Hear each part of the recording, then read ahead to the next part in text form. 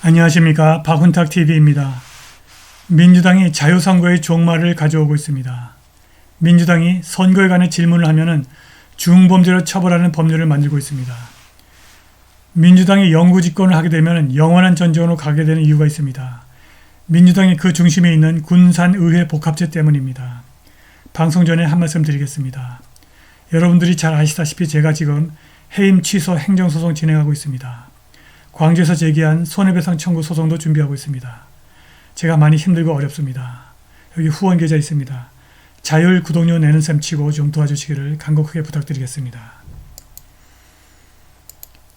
이번 주 아리조나 마리코파 법원에서 좌파와 라이노, 무늬만 공화당이 법정에서 선서를 하고 증언을 했는데 선거일 아침에 투표기 프린터 설정을 변경해서 대부분의 공화당원의 투표가 투표지에 작성되지 않도록 했다고 증언했습니다.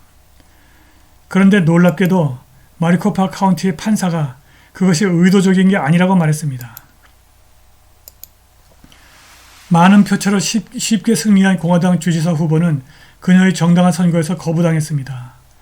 수백만 명의 애리조나 유권자가 권리를 박탈당했습니다. 그런데 놀랍게도 공화당 지도자들은 단 한마디도 거들지 않습니다. 좌파와 좌파 공화당원 라이노는 지난 40년 동안 미국인의 투표권을 빼앗으려고 선거제도를 변경해왔고 이제 거의 그들의 목표를 달성했습니다. 이번 주에 미네소타 주지사가 선거를 할 연령이 되지 않은 10대 미성년자를 자동적으로 선거인 명부에 등록하는 계획을 이끌었습니다. 선거일에 전력을 알 수 없는 수만 명의 이름이 등장할 것이고 선거관리위원회가 그들의 표를 행사할 것입니다. 민주당은 선거에 관해 질문하는 사람들을 중범죄, 펠로니로 다스리는 법을 제안하고 있습니다. 브라이트바트, 팍스뉴스 및 기타 모든 주류 매체는 겁에 질려서 여기에 복종했습니다. 선거관리위원회는 정기적으로 주 서비스를 사용하는 모든 사람을 자동으로 선거인 명부에 추가해버립니다. 그 사람이 선거인 등록을 신청하지 않은 경우에도 마찬가지입니다. 불법 이민자, 복지 혜택 또는 운전면허증은 주 선거인 명부에 자동으로 추가될 수 있습니다. 이런 일이 벌어지는데도 한심한 공화당원들은 선거 승리의 비결을 찾았다고 떠들어댑니다. 공화당이 이렇게 산업 규모로 성장해버린 민주당의 유권자 주권에 대한 사기를 막아야 합니다. 그들은 계속 증가하는 유권자 등록 명부와 절대로 투표하지 않는 유권자의 문제를 외면하고 있습니다. 유권자 등록을 감시하는 오메가4 아메리카는 현재 12개 주 유권자 명부를 검토하고 있고 더 많은 주에 대한 데이터를 보유하고 있습니다. 놀랍게도 모든 주의 비정상 유권자 등록은 유권자 명부의 5%에서 18%에 달합니다. 미주리의 한 호텔에 41명의 등록된 유권자가 살고 있고 텍사스 해리스 카운티 교도소에는 엄청난 수의 유권자가 살고 있습니다. 이러한 사례가 너무 많아서 오메가4 아메리카라고 하는 웹사이트가 이를 조사하고 있습니다. 아마도 모든 주에 5%에서 거의 20%에 이르는 비정상적 유권자가 있고 그래서 선거관리위원회가 표 차이가 많지 않은 모든 선거 결과를 결정할 수 있습니다. 오메가4 아메리카는 잠자는 사람을 찾고 있습니다. 이들은 10년 동안 선거인 명부에 등록되어 있었으나 한 번도 투표한 적이 없는 침묵하는 유권자들입니다. 2020년 선거 이후 여러 주에서 조사를 했습니다.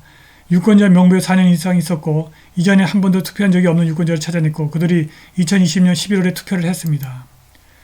프랙탈 테크놀로지로 수십만 명의 잠자는 유권자를 찾아냈습니다. 물론 모두가 유효한 유권자는 아닙니다. 너무나 많은 사람들이 호텔, 교회, 교도소 그리고 유효한 유권자라면 주소를 둘 수 없는 수많은 장소가 있었습니다. 이것은 모든 경합주, 스윙 스테이트의 보편적인 현상이고 한 가지 상수는 민주당이 선거관리위원회를 지배하는 이런 주에서는 공화당이 절대로 승리할 수 없다는 것입니다. 2022년 가짜 유권자 문제를 인식한 프랙탈 팀과 네바다, 플로리다 그리고 위스콘신의 선거 무결성 팀이 공화당주와 민주당주에서도 수십만 명의 가짜 유권자를 찾아냈습니다. 그들은 대부분 유권자 명부에 등록되어 있었습니다. 대학 사교클럽에 주소를 둔 106세의 등록 유권자 기록을 보여주어도 선거 판사는 묵묵부답이고 1900살이 넘은 등록된 유권자 수십 명을 공화당주 국무장관에게 보여주어도 아무런 반응이 없습니다. 이대로 가면 자유롭고 공정한 선거의 종말이 보입니다. 변화가 없으면 우리는 2024년 선거에서 우리의 자유를 유령 유권자의 선거인 명부와 투표기 프린터를 조작하는 좌파 선거관리위원회에게 넘길 것입니다. 네바다, 플로리다, 위스콘신 팀은 2년 동안 유권자 명부에서 깊은 시간을 보냈고 그들과 오메가4 아메리카는 희망적인 해결책을 제공하고 있습니다. 엘버트 아인슈타인의 말을 빌리자면 문제를 만든 동일한 기술로는 문제를 해결할 수 없습니다.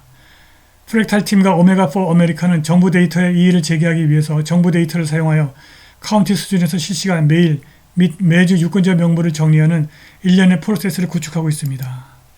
프랙탈과 오메가4 아메리카는 텍사스의 여러 대형 카운티의 재산세 목록을 입수하여 유권자 목록과 일치시켰습니다. 클릭 한 번으로 호텔, 빨래방, 감옥, 꽃가게, 몽고 식당 등 분명히 유효하지 않은 주소에 살고 있는 수천 명의 등록 유권자를 보여주었습니다. 정부 데이터를 확보한 선거 무교성 팀은 카운티 등록기관에게 카운티 세금 기록을 거주지로 변경하고 그에 따라 카운티 유권자 명부를 수정하라고 요구할 수 있습니다. 프랙탈 기술을 사용하면 단 한 번의 클릭으로 데이터를 태블릿이나 전화로 몇 초 안에 전달할 수 있습니다. 프랙탈 기술을 사용하여 정부 데이터, 재산세 기록, 주소의 황금 표준을 만들고 이를 세금 목록과 비교할 수 있습니다. 이것은 한 번으로 끝나지 않습니다. 그것은 끊임없이 반복되는 과정입니다. 그 결과 유권자 등록 목록과 재산세 기록이 끊임없이 오가게 됩니다. 선거에 임박해서 좌파가 수천 명의 새로운 유권자를 추가하게 되면 프랙탈 시스템은 실시간으로 모든 유권자를 재산세 목록과 비교하여 확인할 수 있습니다. 투표용지를 배달할 수 없는 주소로 보낼 수 있습니다. 세대 번호가 지정되지 않은 아파트 건물일 수 있습니다. 최근에 졸업한 학생들에게 우편물을 보내는 대학 기숙사는 또 다른 사례입니다. 프랙탈 시스템은 지역 투표자 팀과 함께 배달할 수 없는 주소를 지속적으로 업데이트를 하는 데이터베이스를 구축합니다. 우리는 선거위원회의 투표기 프린터 설정 변경을 막을 수는 없지만 하나의 정부 데이터베이스를 다른 정부 데이터베이스와 비교하고 지속적으로 그들이 일치하도록 강제함으로써 선거의 명부를 상당히 정확하게 유지할 수 있습니다. 미국 선거 무교성 팀은 2024년 선거를 위해서 미국 3,200개 카운티의 유권자 명부와 카운티 세금 명부를 입수하기 위한 여정을 진행 중입니다. 선거 무교성 팀이 선거인 명부를 투명하게 관리한다면 민주당의 영구 집권을 막을 수 있고 77년 전쟁 종식 이후에도 이어지고 있는 영원한 전쟁을 종식할 수 있습니다. 1989년 11월 베를린 장벽이 무너지고 2년 후 보리스 옐친이 모스크바 크레물린 궁 앞에서 소련의 죽음을 확인한 후 인류 역사의 암흑기는 갑작스럽게 막을 내렸습니다. 세계가 1914년 8월에 발발한 제1차 세계대전에서 소련이 붕괴한 1991년까지 77년 전쟁에 빠져들었고 1억 5천만 명이 죽었습니다. 1991년 냉전 종식으로 1914년 8월에 총포로 시작된 맹렬한 광기의 마지막 불씨가 마침내 꺼졌습니다. 그러나 31년이 지난 지금도 여전히 평화는 없습니다. 워싱턴 제국의 영원한 전쟁 때문입니다. 그 증거는 대낮처럼 명백합니다. 불필요한 이라크 침략과 점령, 워싱턴이 주도한 시리아의 난장판, 예멘의 무자비한 파괴, 나토가 리비아에 가한 정권교체와 무차별적 야만, 이란에 대한 잔인한 제재와 은밀한 군사전쟁, 우크라이나에서 러시아에 대한 워싱턴의 대리전, 그리고 셀 수 없이 많은 워싱턴의 대리적 약탈. 이 모든 불행은 민주당이라고는 워파티가 영원한 전쟁을 보장하는 경제적 이익과 이데올로기적 왜곡에 전념하는 워싱턴 DC에 확고히 자리잡고 있기 때문입니다. 민주당은 군비의 끝없는 낭비를 보장합니다. 그들은 21세기 하이테크 전쟁에서 비롯된 헤아릴 수 없는 죽음과 인간의 고통을 초래합니다. 전쟁당은 폭력적인 헤게모니를 가한 사람들의 테러리스트 반격을 불러옵니다. 더 심각한 문제는 워싱턴 DC의 거대한 전쟁 기계와 넘쳐나는 국가안보 산업이 자체 영속화, 셀프 퍼피추에이션의 메커니즘을 갖고 있다는 것입니다.